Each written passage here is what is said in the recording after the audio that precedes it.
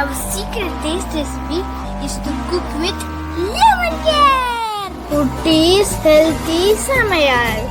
Hello friends, welcome to Kutti's Healthy Samayal. Be positive, be healthy. நாம் இன்னும் ஒரே cup idli மாவு 4 விதமான பலகாரம் செய்யலாமா? அதுக்கு முன்னாடி நம்ம சேனலை சப்ஸ்கிரைப் பண்ணாதவங்க சப்ஸ்கிரைப் பண்ணிவிட்டு பக்கத்தில் இருக்க பெல் பட்டனை கிளிக் பண்ணிக்கோங்க. ஆல் ஆப்ஷனை கிளிக் பண்ணுங்கள். அப்போ தான் நாங்கள் போடுற எல்லா வீடியோஸோட நோட்டிஃபிகேஷன்ஸ் உங்களுக்கு வரும். இது வரைக்கும் சப்ஸ்கிரைப் பண்ண எல்லாருக்கும் thank you so much. Hello friends, welcome to our channel. நாம் இன்றைக்கி ஒரே ஒரு கப் இட்லி மாவில் 4 வகையான டேஸ்டியான பலகாரம் எப்படி செய்யுதுன்னு பார்க்க போகிறோம். வீடியோ ஸ்கிப் பண்ணாமல் பாருங்கள். அப்போ தான் உங்களுக்கும் ரொம்ப யூஸ்ஃபுல்லாக இருக்கும், எங்களுக்கும் வந்து சப்போர்ட்டிவாக இருக்கும். இதுக்காக நான் ஒரு கப் புளிக்காத இட்லி மாவு எடுத்திருக்கேன். இது புளிக்காமல் ஃப்ரெஷ் மாவாக இருந்தால் தான் நமக்கு டேஸ்ட் இருக்கும். இதுக்கு ஈக்குவலாக பார்த்தீங்கன்னா ஒரு கப் அளவுக்கு உடச்ச கடலை எடுத்திருக்கேன். இதை நம்ம ஒரு மிக்ஸி ஜாரில் ஆட் பண்ணி நல்லா பவுட்ரு பண்ணி எடுத்துக்கலாம். எப்போவுமே நாம் பலகாரம் செய்யும்போது ரேஷியோலாம் ரொம்ப இம்பார்ட்டன்ட். ரேஷியோ மாறி போச்சுன்னா உங்களுக்கு பலகாரம் டேஸ்ட்டும் வந்து கிறிஸ்பினஸும் இல்லாமல் இருக்கும். பட் இதுக்கு பார்த்திங்கன்னா பிகினர்ஸ் கூட ஈஸியாக செஞ்சிடலாம். ஸோ அப்படிப்பட்ட ஈஸியானது வழி தான் இது. இப்போ நம்ம அது பவுடரை அரைச்சி எடுத்தாச்சு. இதை ஒரு சீவர் வச்சு ஜலிச்சு எடுத்துக்கலாம். ஏன்னா நமக்கு நல்ல பவுடராக இருக்கணும், அப்போ தான் நமக்கு பலகாரம் செய்கிறதுக்கு ஈஸியாக இருக்கும். இப்போ நான் ஜலிச்சு எடுத்தாச்சு. இதில் பார்த்தீங்கன்னா ரொம்ப கொஞ்சமாக தான் கொஞ்சம் அரையாமல் இருக்குது. அதனால் இதை நான் தனியாக எடுத்து வச்சுட்டேன். உங்களுக்கு நிறைய இருந்தாலும் திரும்பவும் அரைச்சி இது போல் ஜலிச்சு எடுத்துக்கோங்க. இப்போ இதுக்கு தேவையான உப்பு ஆட் பண்ணிக்கலாம். 1/2 ஸ்பூன் அளவுக்கு ஆட் பண்ணுறேன். ஏன்னா நமக்கு இட்லி மாவில் ஆல்ரெடி உப்பு இருக்கும். ஸோ அதனால் பார்த்து ஆட் பண்ணிக்கோங்க. அது கூட 1/2 ஸ்பூன் அளவுக்கு மிளகாய்த்தூள் ஆட் பண்ணியிருக்கேன். அடுத்தது பார்த்தீங்கன்னா ஒரு 1/4 ஸ்பூன் அளவுக்கு சீரகம். இது நான் இடிக்கல் வச்சு நல்லா இடித்து தான் ஆட் பண்ணிக்கிறேன். அப்படி முழுசாக ஆட் பண்ணோம்னா நம்ம முறுக்கு பிழியும் போது அதில் மாட்டோம்.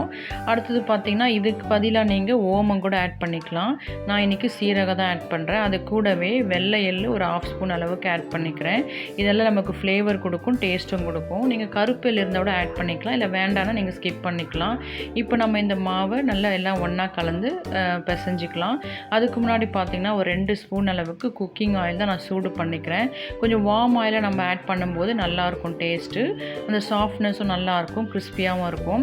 அப்படி இல்லை உங்களுக்கு ஆயில் வேண்டாம்னா நீங்கள் பட்டர் 2 ஸ்பூன் இந்த மாதிரி மெல்ட் பண்ணி அதாவது உருக்கி ஆட் பண்ணிக்கலாம் கொஞ்சம் வார்மாக.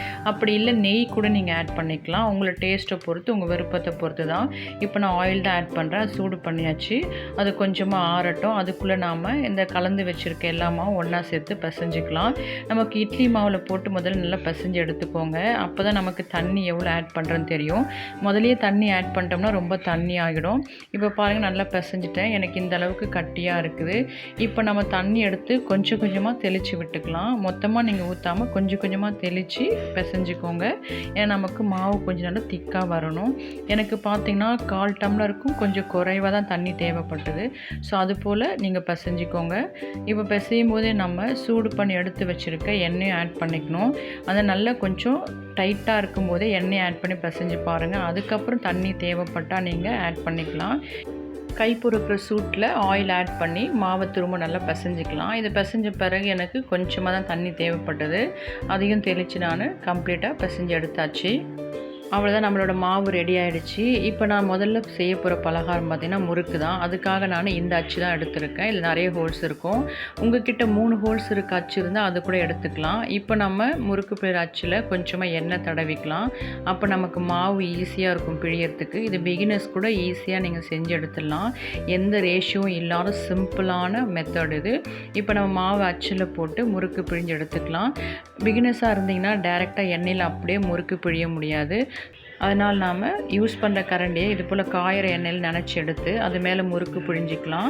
அந்த கரண்டியை ஒரு தட்டி வச்சு அது மேலே வச்சுக்கலாம். இப்போ பாருங்க நம்ம முறுக்கு ரெடி ஆகிடுச்சு. முறுக்கு பிழிஞ்சோன்னு இது போல் ப்ரெஸ் பண்ணி விட்டுங்க கடைசியாக கட் பண்ணுற இடத்த. ஏன்னா அப்போ தான் முறுக்கு பிரியாமல் இருக்கும். இப்போ நம்ம காயிற எண்ணெயில் விட்டுக்கலாம். எண்ணெய் பார்த்திங்கன்னா மிதமான சூட்டில் இருக்கணும், ரொம்ப கொதிக்கவும் கூடாது, அப்படியே எண்ணெய் காயாமையும் இருக்கக்கூடாது. எண்ணெய் காயாமல் இருந்தால் எண்ணெய் நிறைய குடிச்சிரும். அதிகமாக சூட்டில் இருந்ததுன்னா கருகிடும். ஸோ மிதமான சூட்டில் இருக்கிறா போல் மீடியம் ஃப்ளேமில் வச்சு காய வச்சுக்கோங்க. இப்போ அது வெந்த பிறகு அதுவே நமக்கு மேலே வந்துடும். அதுக்கப்புறம் நம்ம திருப்பி போட்டுக்கலாம். அவ்வளோ நம்மளோட முறுக்கு பாருங்கள் சூப்பராக ரெடி ஆகிடுச்சு. முதல் பலகாரம் ரெடி ஆகிடுச்சு. இது எவ்வளோ ஈஸியான மெத்தட் பாருங்கள். முறுக்கும் பார்த்திங்கன்னா அவ்வளோ கிறிஸ்பியாக சாஃப்டாக இருந்தது. டேஸ்ட்டும் பார்த்திங்கன்னா ரொம்ப சூப்பராக இருந்தது. ஸோ நம்ம ரேஷியோ பார்த்து செஞ்சோட இந்த அளவுக்கு நமக்கு கிடைக்காது. ஸோ நீங்களும் செஞ்சு பாருங்கள். அடுத்ததான் நம்ம ரிப்பன் பக்கோடாக்கு பார்க்கலாம்.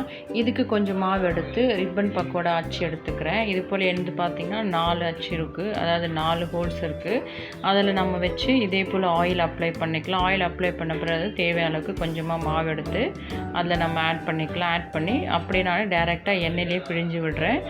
நான் எப்போவுமே பார்த்திங்கன்னா டீப் ஃப்ரை ஐட்டம்லாம் செய்யும்போது எண்ணெய் வந்து கம்மியாக தான் நான் ஆட் பண்ணுவேன். நம்ம ரீயூஸ் பண்ணுறது பார்த்திங்கன்னா 24 ஹவர்ஸ்க்குள்ளே இது போல் டீப் ஃப்ரை பண்ணுற ஆயில் யூஸ் பண்ணிடணும். அதுவும் திரும்ப நம்ம கொதிக்க வச்சு எதையும் ஃப்ரை பண்ணி எடுக்கக்கூடாது, தாளிக்கிறதுக்கு தான் யூஸ் பண்ணணும். அதனால கொஞ்சமாக தான் கன்சியூம் பண்ணுற மாதிரி ஆயில் ஆட் பண்ணுவேன். அதுதான் நமக்கும் நல்லது. ஏன்னா ரீயூஸ் பண்ணுற ஆயில் ரொம்ப நம்ம அப்படியே வச்சுக்கக்கூடாது, 24 ஹவர்ஸ்க்குள்ளே கன்சியூம் பண்ணிடணும். அவ்வளோதான், ஒரு பேட்ச் எடுத்தாச்சு. அடுத்த பேட்சும் போட்டு நம்ம எடுத்துடலாம். அவ்வளோதான், பாருங்கள், நம்மளோட ரிப்பன் பக்கோடா சூப்பராக ரெடி ஆகிடுச்சு. இது எவ்வளோ கிறிஸ்பியாக இருக்குது பாருங்கள். நான் இதை உடச்சி காட்டுறேன், அந்த சவுண்டு கேளுங்க.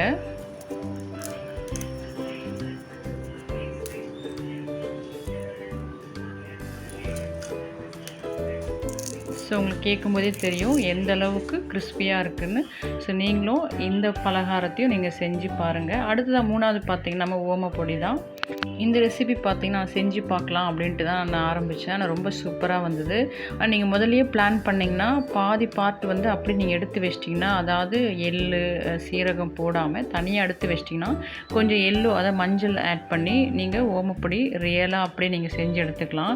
நான் அப்புறம் தான் பிளான் பண்ணேன் ஓமப்பொடி செய்யலான்ட்டு. அதனால் பாதி வரைக்கும் என்னால் செய்ய முடிஞ்சு. பாதி மாவு பார்த்திங்கன்னா அந்த எள்ளும் சீரகமும் அந்த சின்ன சின்ன ஹோல்ஸில் அடைச்சிக்கிச்சு. ஏன்னா இது ஓமப்பொடிக்கு ரொம்ப சின்ன ஹோல்ஸ் இருக்க அச்சா தான் போடுவோம். ஆனாலும் டேஸ்ட் ரொம்பவும் சூப்பராக இருந்தது. ஸோ நீங்கள் முதல்லையே பிளான் பண்ணி செய்யும்போது பார்த்திங்கன்னா மொத்தமாக மாவு பிசைகிறதுக்கு முன்னாடி கொஞ்சமாக தனியாக பிரித்து எடுத்து வச்சுருங்க. பாதி அந்த பாதியில் பார்த்திங்கன்னா இந்த 2 பலகாரமும் செஞ்சிடும். அதாவது 1 ஓமப்பொடி. இது போல் பாருங்கள் எவ்வளோ சூப்பராக வந்தது. இதுவும் ரொம்ப கிறிஸ்பியாக டேஸ்ட் பார்த்து ரொம்ப சூப்பராக இருந்தது. ஏன்னா நமக்கு அந்த சைஸ் திக்னஸ் மாறும்போது டேஸ்ட்டும் நமக்கு மாறும். பாருங்கள், பாதி வந்து அடைச்சிடுச்சு அந்த ஹோல்ஸில். அதனால் அதுக்கப்புறம் என்னால் செய்ய முடியல. கொஞ்சமாக தான் நாங்கள் ஓமப்பொடி செஞ்சு எடுத்தோம். அதுவும் ரொம்ப டேஸ்டியாக இருந்து. அவ்வளோதான், நம்மளோட 3 பலகாரம் இன்றைக்கி ரெடி ஆகிடுச்சு. அடுத்த இன்னும் பார்த்திங்கன்னா கொஞ்சம் மாவு இருக்குது. இது நீங்கள் அப்படியே உருண்டைகளாக பிடிச்சி எண்ணெயில் பொரித்து சீடைகள் போல் செஞ்சுக்கலாம். அதுவும் ரொம்ப டேஸ்டியாக இருக்கும். ஏன்னா காரமும் உப்பும் கலந்துருக்கு, எள்ளும் சீரகமும் கூட கலந்துருக்கு. ஸோ சீடைக்கு ரொம்ப டேஸ்டியாக இருக்கும். நான் இன்றைக்கி கொஞ்சம் ஸ்வீட் கலந்தா போல் செய்கிறதுக்காக 1 ஸ்பூன் அளவுக்கு ப்ரௌன் சுகர் ஆட் பண்ணி நல்லா பிசைஞ்சு விட்டுக்கிறேன். அது கூடவே 1/4 கப் அளவுக்கு கோதுமை மாவு ஆட் பண்ணிக்கிறேன். இது நான் டைமண்ட் கட் போல் செய்ய போகிறேன், அதுக்காக தான் கோதுமை மாவு ஆட் பண்ணுறேன். அப்படி நீங்கள் வேண்டான்னா அப்படியே அந்த மாவையே நீங்கள் சீடைகள் போல் செஞ்சு எடுத்துக்கலாம். இது கூடவே 1 ஸ்பூன் அளவுக்கு பட்டர் உருக்கி ஆட் பண்ணிக்கிறேன். ஏன்னா டைமண்ட் கட்டுக்கு பட்டர் ஆட் பண்ணால் டேஸ்ட் ரொம்ப நல்லாயிருக்கும், ஃப்ளேவரும் நல்லாயிருக்கும். அவ்வளோதான், இப்போ திரும்ப இந்த மாவு நல்லா பிசைஞ்சு நம்ம பிஸ்கெட் மாவு ரெடி பண்ணிட்டோம். இப்போ இதை நாம் ஒரு சப்பாத்தி கல்லை வச்சு திரட்டிக்கலாம். திரட்டி கொஞ்சம் திக்கான சப்பாத்தியாக நம்ம திரட்டி எடுத்துக்கணும். திரட்டின பிறகு அவ்வளோதான், நம்ம டைமண்ட் கட் போல் ஷேப்பில் கட் பண்ணிக்கலாம். இந்த ஷேப்பு உங்கள் விருப்பத்துக்கு ஏற்றப்போல் ஸ்கொயராகவோ இல்லை சின்ன சின்ன பால்ஸாக பிடிச்சி நீங்கள் ஸ்வீட் சீடையாக கூட நீங்கள் செஞ்சு எடுத்துக்கலாம். அவ்வளோதான், கட் பண்ண பிறகு நாம் அதே எண்ணெயில் பொரித்து எடுத்துக்கலாம். இதுவும் பார்த்திங்கன்னா ஸ்வீட்டும் காரமும் சேர்ந்து ரொம்ப டேஸ்டியாக இருந்து ஸ்பைசி பிஸ்கெட் போல் இருந்தது. ஸோ இப்படி கூட நீங்கள் ஒரு முறை ட்ரை பண்ணி பார்க்கலாம். டேஸ்ட் ரொம்ப சூப்பராக இருந்து, உள்ளே ரொம்ப சாஃப்டாக மேலே கிறிஸ்பியாக சாப்பிட்றதுக்கு அவ்வளோ டேஸ்டியாக இருந்தது. இந்த ஷேப்பும் சைஸும் வந்து உங்கள் விருப்பத்துக்கு ஏற்ற மாதிரி சின்னதாகவோ பெருசாகவோ இல்லை ஸ்கொயர் ஷேப்லேயோ நீங்கள் கட் பண்ணி எடுத்துக்கலாம். அவ்வளோதான், நம்மளோட டைமண்ட் கட்டும் சூப்பராக ரெடி ஆகிடுச்சு. ஸோ நம்ம ஒரே கப் இட்லி மாவில் 4 வகையான பலகாரம் செஞ்சிட்டோம். ஸோ நீங்களும் இதை ட்ரை பண்ணிவிட்டு உங்கள் எக்ஸ்பீரியன்ஸ், உங்கள் டேஸ்ட் எங்களுக்கு கமெண்ட் பண்ணுங்கள், லைக் பண்ணுங்கள், தொடர்ந்து சப்போர்ட் பண்ணுங்கள். தேங்க்யூ. Yummy tasty. நீங்களும் ட்ரை பண்ணுங்கள், என்ஜாய் பண்ணுங்கள், ஹெல்த்தியாக இருங்க.